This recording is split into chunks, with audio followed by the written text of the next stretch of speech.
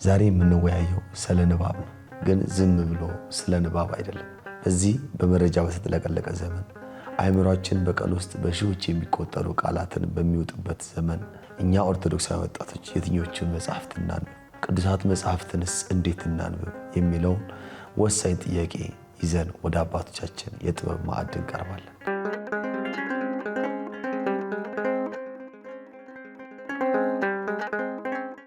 ሰላም ጤና ይስጥልኝ። በመላው ዓለም የምትገኙ ውድ ቀንዲል ሚዲያ ቤተሰቦቻችን እንደምን አላችሁ?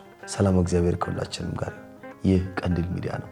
መርሃ ግብራችን ለወጣቶች የምናዘጋጀው በጉብዝና ወራት የተሰኘው መርሃ ግብራችን ነው። ዛሬም እንደተለመደው የልብን በር የሚያንኳኳ የነፍስን ጥማት የሚያረካ እጅግ ወሳኝ ሐሳብ ይዤላችሁ ቀርቤያለሁ። እስከ መርሃ ግብሩ ፍጻሜ ድረስ ልባችሁን ከፍታችሁ አብራችሁኝ እንድትቆዩ በፍቅር ጋብዛለሁ። ዛሬ እኔና እናንተ የምንኖርበት ዘመን ከምን ጊዜውም በላይ ብዙ የምናነብበት ዘመን ነው። በማህበራዊ ሚዲያ ላይ የሚለቀቁ ረዣዥም ጽሑፎች እናነባለን። የሰዎችን አስተያየት እናነባለን። የፖለቲካ ትንታኔዎችን እናነባለን። አእምሯችን ሁልጊዜ በንባብ ስራ ላይ ነው። ነገር ግን ራሳችንን አንድ ጥያቄ እንጠይቅ። ይህ ሁሉ ንባብ ነፍሴን አሳርፏታል ወይ የሚል። ብዙ ጊዜ ስልካችንን ይዘን ሰዓታት እናሳልፋለን። ነገር ግን መጽሐፍ ቅዱሳችንን የጸሎት መጽሐፋችንን ወይም አንድ መንፈሳዊ መጽሐፍ ገልጠን 10 ደቂቃ ለማንበብ ስንሞክር ከባድ እንቅልፍ ይጫነናል። አይናችን ይደበዛል፣ አእምሯችን ይበተናል። ይህ ለምን ይሆን? እኛ ወጣቶች መንፈሳዊ ንባብን ለምን እንፈራዋለን? ወይንም ጀምረን ለምን እናቋርጣለን? ችግሩ ያለው የንባብ ፍላጎት በማጣታችን አይደለም። ችግሩ ያለው ምን እያነበብን ነው እና እንዴት እያነበብን ነው በሚለው ላይ ነው። ዓለማዊ ንባብ አእምሮን ሲሞላ፣ መንፈሳዊ ንባብ ግን ልብን ይለውጣል። ዓለማዊ ንባብ መረጃን ይሰጣል። መንፈሳዊ ንባብ ግን ከእግዚአብሔር ጋር ያነጋግረናል። ዛሬ እኛ ይህንን የጠፋብንን የንባብ ጣዕምን መልሰን ለማግኘት ከኛ በፊት መንገዱን ካለፉት ሊቃውንት ማስተዋልን እንዋሳለን። መንፈሳዊ ንባብን ፍሬያማ ለማድረግና ሕይወታችን አካል ለማድረግ 3 ታላላቅ ምንጮችን አብረን እንመለከታለን። አንደኛው የመጽሐፍ ቅዱስን ምንጭ ነው የምንመለከተው። የኢትዮጵያ ኦርቶዶክስ ተዋሕዶ ቤተክርስቲያን የሰጠችን 81 ቅዱሳት መጽሐፍት የሕይወታችን መመሪያ ኮምፓስ ናቸው። ነገር ግን መጽሐፍ ቅዱስ እንደ ማንኛውም የታሪክ መጽሐፍ ዝም ብለን ማንበብ የለብንም። የሐዋርያት ሥራ ምዕራፍ 8 ላይ አንድ አስደናቂ ታሪክ እናገኛለን። ይሄውም ኢትዮጵያዊ ጃንደረባ በሰረገላው ላይ ተቀምጦ የነቢዩን የኢሳይያስን መጽሐፍ ያነብ ነበር። መንፈስ ቅዱስ ፊልጶስን ወደ እርሱ ላከው። ፊልጶስም ጃንደረባውን አለው፣ በውኑ የምታነበውን ታውቀዋለህን? እኛስ ዛሬ ስናነብ እናስተውለዋለን? ኢትዮጵያዊ ጃንደረባ የሰጠው መልስ የሁላችንም መልስ ነበር። የሚመራኝ ሳይኖር ይህ እንዴት ይሆንልኛል አለ። አያችሁ፣ መጽሐፍ ቅዱስ ስናነብ በራሳችን ዕውቀትና ትርጓሜ ሳይሆን ቤተክርስቲያን በምትመራን አባቶች በተረጎሙልን መንገድ መሆን አለበት። ቅዱሳት መጽሐፍትን ስናነብ ለዕውቀት ብቻ አናንብብ። ቃሉን የምናነበው ከሰዎች ጋር ለመከራከር፣ ጥቅስ ለመወርወር ወይም እኔ ያውቃለሁ ለማለት መሆን የለበትም።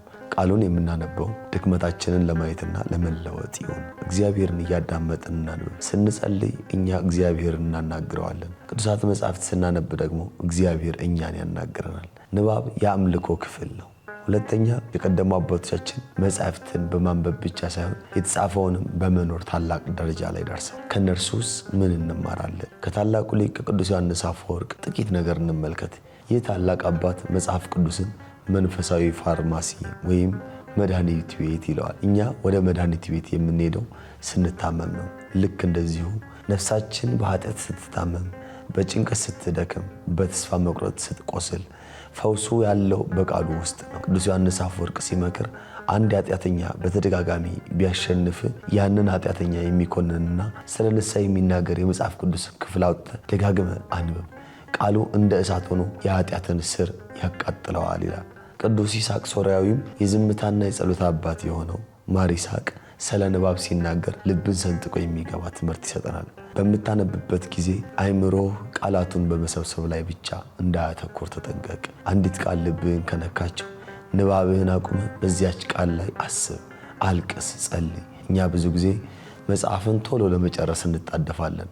ሊቁ ማር ይስሐቅ ግን ይነግረናል፣ ዋናው መጽሐፉን መጨረሳችን ሳይሆን መጽሐፉ እኛን ምን ያህል ቀየረን የሚለው ነው።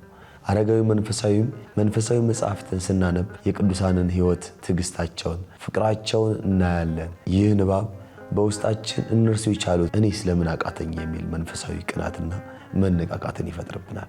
ሶስተኛው የኢትዮጵያ ኦርቶዶክስ ተዋሕዶ ቤተክርስቲያን ሊቃውንት ታላላቆቹ አባቶቻችን በዚች በኢትዮጵያ ምድር የተመላለሱት ስለ ንባብስ ምን አሉ የሚለውን እንመልከት። የቤተክርስቲያናችን ትውፊትና ሊቃውንት ንባብ በጥልቀት በሚገርም ምስጢር አስቀምጠውልናል።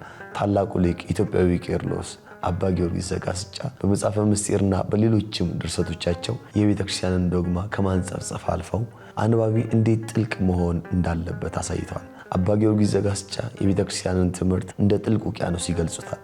ከላይ ሆኖ ለሚያየው ሞገዱና ማዕበሉ ያስፈራል፣ ዘልቆ ገብቶ ለሚዋኝ ግን የከበረ ዕንቁ ያገኝበታል። እኛም የቤተክርስቲያናችንን መጽሐፍት እንደ ውዳሴ ማርያም፣ መልካ ማርያም፣ መልካ ኢየሱስ ገድላቱን ስንመለከትና ስናነብ ላዩን ታሪኩን ብቻ ሳይሆን በውስጡ ያለውን የምስጢር ዕንቁ ጠልቀን ማውጣት አለብን።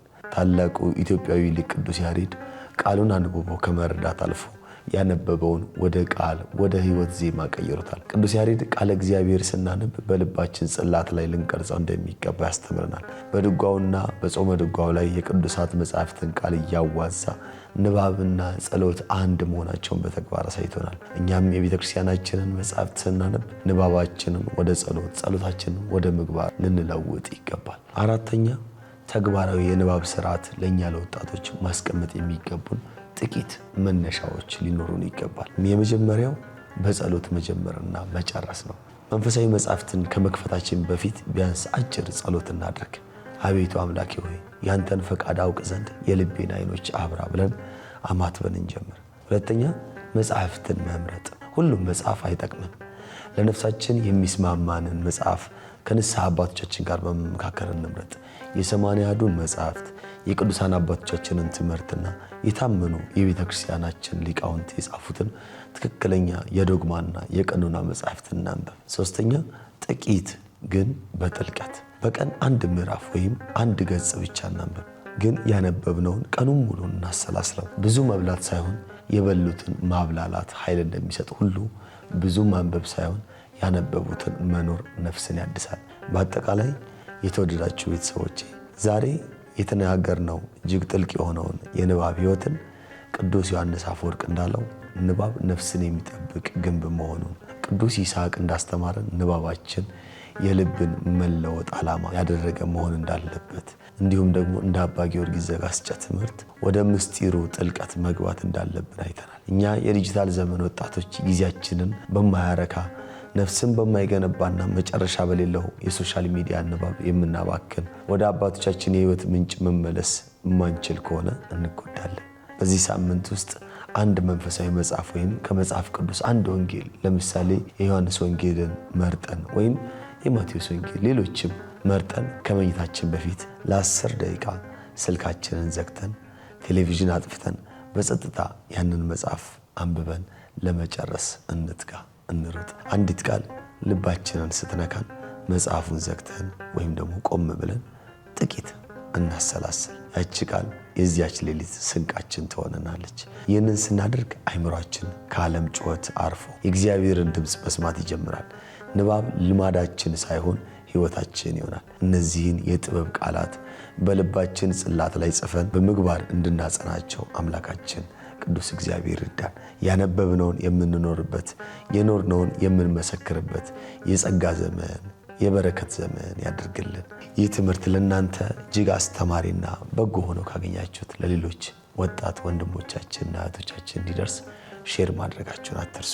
እስካሁን አብራችሁኝ ስለነበራችሁ ከልብ አመሰግናለሁ። በሚቀጥለው በጉብዝና ወራት መርሃ ግብራችን በጥሩ መወያያ ርዕስ እስከምንገናኝ የአምላካችን እግዚአብሔር ቸርነት፣ የድንግል ማርያም አማላጅነት፣ የቅዱሳን ሁሉ ተራዳይነት ከሁላችንም ጋር ይሁን።